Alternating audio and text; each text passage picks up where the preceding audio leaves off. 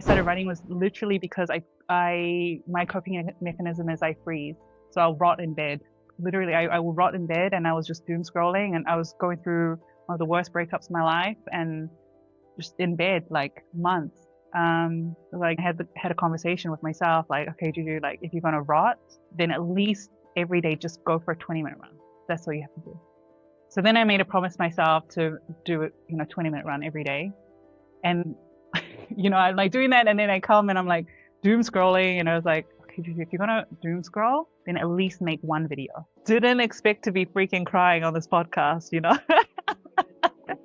Everything you build eventually teaches you something about yourself. The question is, are you paying attention to learn it? Juju set out to run, and I set out to build products. I went into this interview thinking we were going to talk about running. We talked about so much more than that. That sounds like your why. And when you're clear about your why, then everything is actually so simple, because I know that's what I want. Okay, and in order to get there, what do I have to do?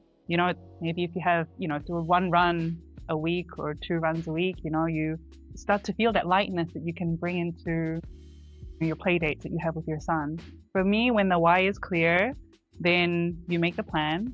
What do I need to do in order to get as close as I can to this goal? And then it's just about doing it.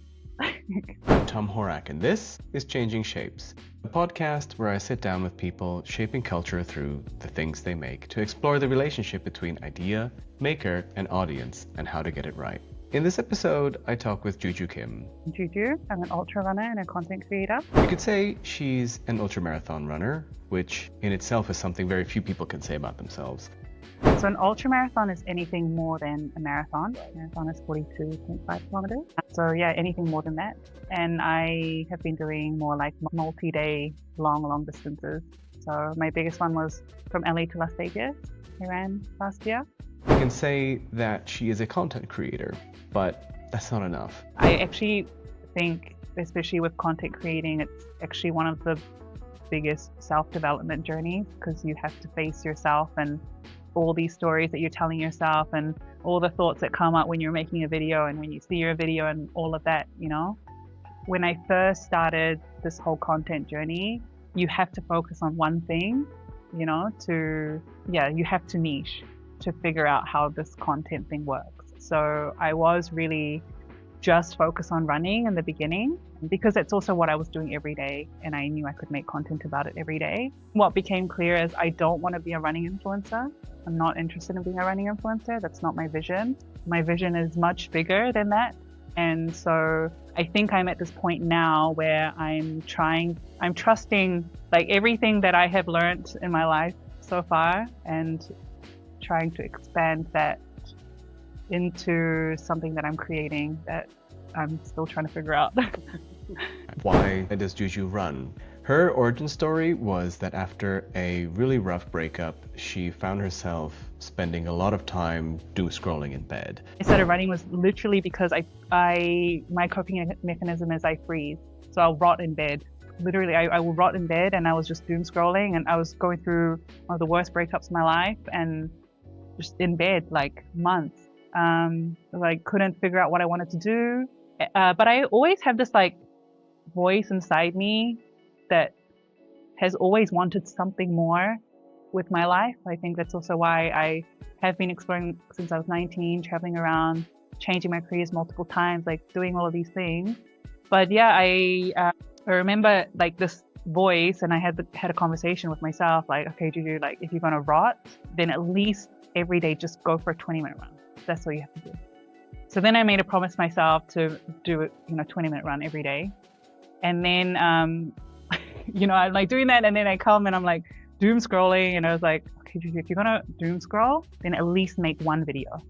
Now her practice is similar. She's running further, but she's running and creating videos. But it's a completely different stage in what she's doing. And she didn't plan to be addressing the why that she's addressing today. It evolved from those different steps of achieving a state of doneness, and then the next one. And it's not actually about running though, it's just more about having a goal and having something to work towards and building strength in your body, inside, like that, to train your mind. And all of these things and how it translates into my life, like that's actually what I want to teach and share with my content. So I want it to be a bit deeper than that, and I'm more interested in showing the process, and that it's not, I mean, of course, I try to make it look nice, but it's just repetition every day. I'm literally making the same video every day, actually, because I'm just showing the process of showing up on the days that I don't want to, showing up on the days that I want to, showing up on the days I feel gross, or showing up on the days I have a cute outfit. I don't know, but I'm just showing the process of what it's like. The parallel to product here that I see is the most successful products out there started with a founder who had a very specific pain that they wanted to solve. That's where they began, and as they succeeded in that, as they achieved that goal, the next step would be to identify, well, what else can we do? And the discipline is noticing what you're accomplishing when you get there and what it is that you're actually doing, rather than creating a narrative about something that is overly heroic. With ultra marathons, what the beauty of it for me is really the process, because it's like life. Actually, it's a metaphor for everything. Actually, for me, it's just small, consistent things, because I got to maintain my strength. I got to make sure I'm not getting injured. I have to be in check, and it's intense. Like it's a lot. I'm training a lot, and I'm always constantly putting stress on my body. And I find beauty in sustainability, like things that I want to, because I want to do things for a long time. I also want to have energy for a long time. I want to have fun for a long time. So I'm always trying to figure out ways to, find that kind of balance. Solve one step after another. Don't bite off more than you can chew, and then continue building from there. Because it's usually, you'll find that once you achieve that small goal, that you'll have a higher vantage point to see what other goals are actually not just realistically out there, but which of them make sense for you to pursue next. I do want to serve a community, and that's why I think I put so much importance on like depth and meaning, because I also know, it's social media, and I know like it affects, there are like the negative things to it. So, but somehow I've like dedicated my life to doing this right now. Because it's the way that I feel in some way I can share, and it brings me joy. So I want it to be good. I really want it to be good. I wanted to help people. I wanted to,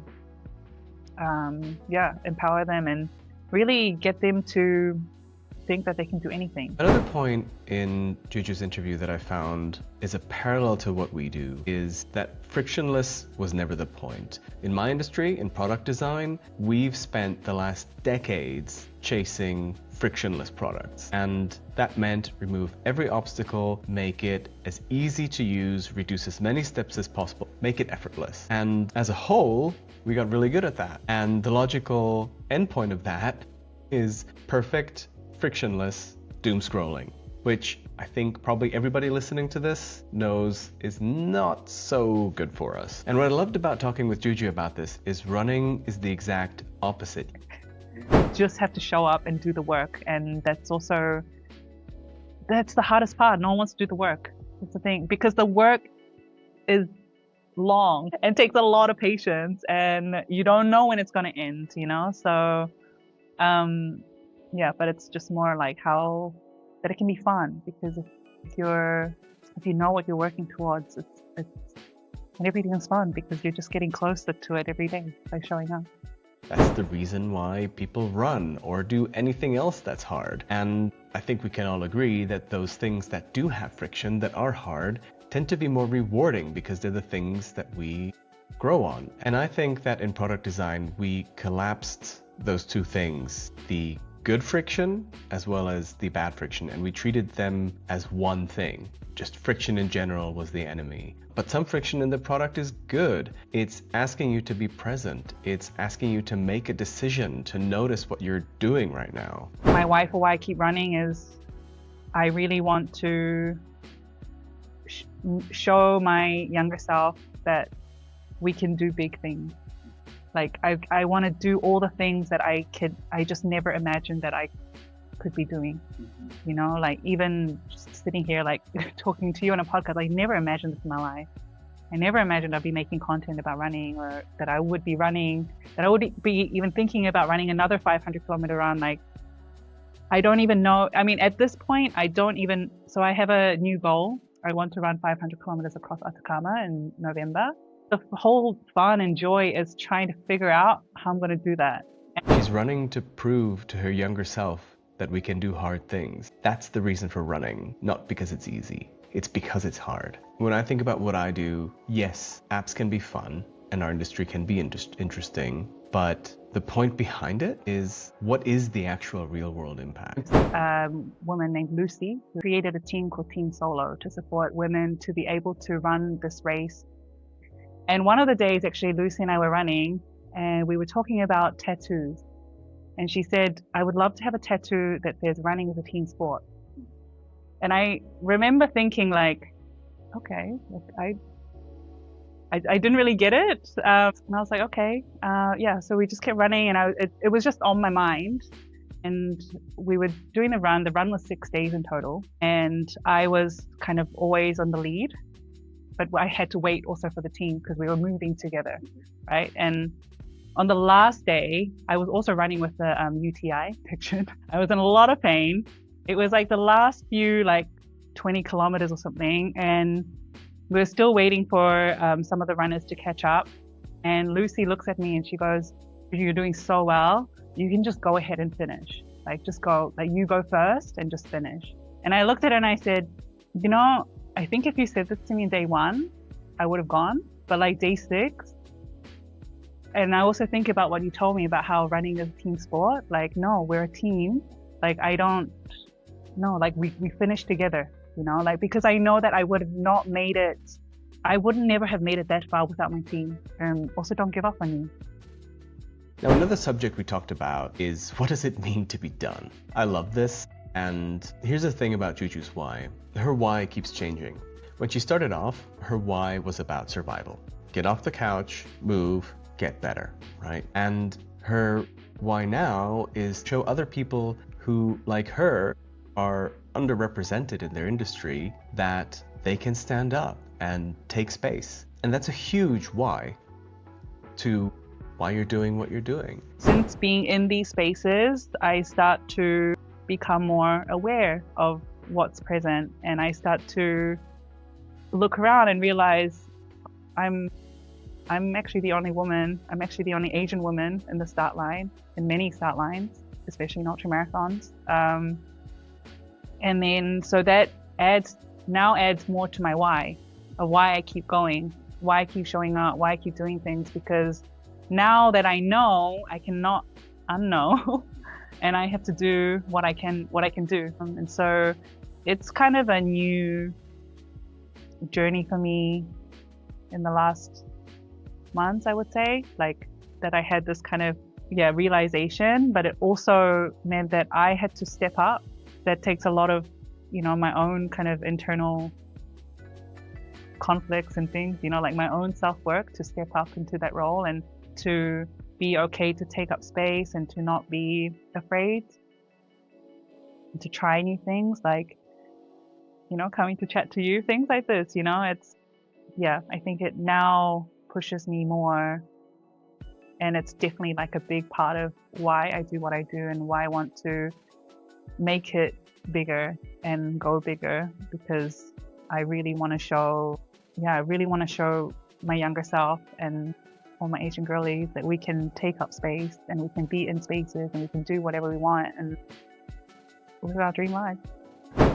And that evolution is similar to the pivots that you have in a product. You set off to build something, it clicks, and then that why underneath shifts because you've achieved something and you've discovered there's other things that you can add to the product that you've built. Or maybe it's a complete shift and you're building a different product all of a sudden. That's not failure, that's understanding your landscape once you've achieved a summit that you've been working towards. And your product does need to catch up to the real reason why it needs to exist. We set out to make the world that surrounds us a little bit better in the best way.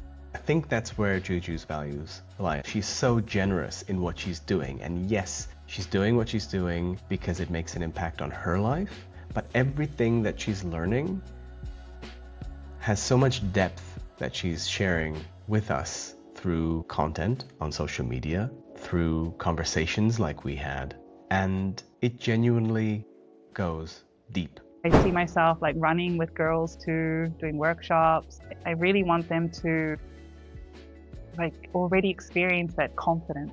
I get so emotional when I talk about this. I also feel like I'm like, I don't know if you notice when I like started tearing up, but I get really emotional talking about it. Like because I see it as well. I see it and I don't know. I just want them to know like that they can do anything. And I want to give them like opportunities and experiences, because it's really like the only way you learn is through experience.